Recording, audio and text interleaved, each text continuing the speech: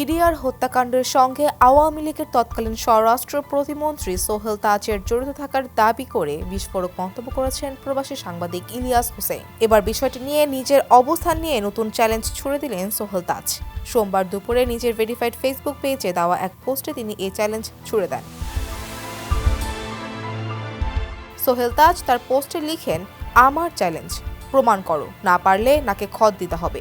এ সময় তিনি আরও লেখেন, একটি স্বার্থান্বেষী মহল থেকে আমার বিরুদ্ধে বিডিআর হত্যাকাণ্ডকে ঘিরে জঘন্য মিথ্যা অপপ্রচার করা হচ্ছে। আমি এর তীব্র নিন্দা জানাই এবং এ ধরনের মিথ্যাচার থেকে বিরত থাকার জন্য অনুরোধ জানাচ্ছি।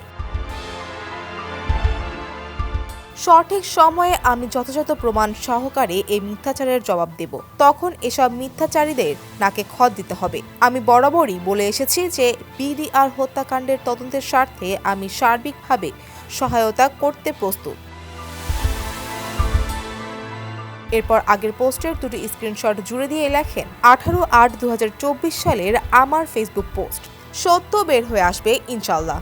বাংলাদেশের শ্রেষ্ঠ সন্তান, সেনাবাহিনীর মেরুদণ্ড, 57 জন সেনা অফিসার সহ 73 জন শহীদ যারা পিলখানার সেই জঘন্য হত্যাযজ্ঞের শিকার হয়েছিল, তাদের পরিবারের জন্য অন্তত কিছু সান্ত্বনা হবে যদি সঠিক তদন্ত ও বিচারের মাধ্যমে তারা জাস্টিস পায়। আমি যে কোনো পুনঃতদন্তে আমার অভিজ্ঞতা এবং পর্যবেক্ষণ দিতে প্রস্তুত।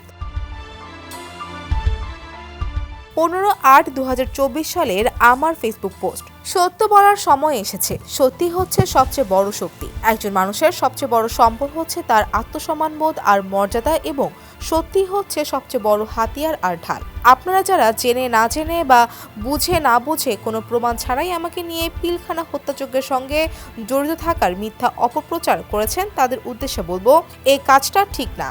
আমিও বাংলাদেশের সব বিবেকবান মানুষদের মতো হতভম্ব হয়েছিলাম, স্তম্ভিত হয়েছিলাম। আমিও মানসিকভাবে মর্মাহত হয়েছিলাম। আমিও সত্য জানতে চাই এবং সুষ্ঠু তদন্ত চাই। ভবিষ্যতে পুনঃতদন্ত হলে আমার অভিজ্ঞতা এবং পর্যবেক্ষণগুলো বলতে চাই।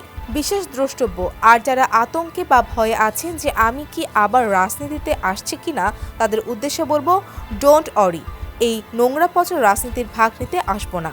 আপনারাই যথেষ্ট। ডেস্ক রিপোর্ট, সমকাল।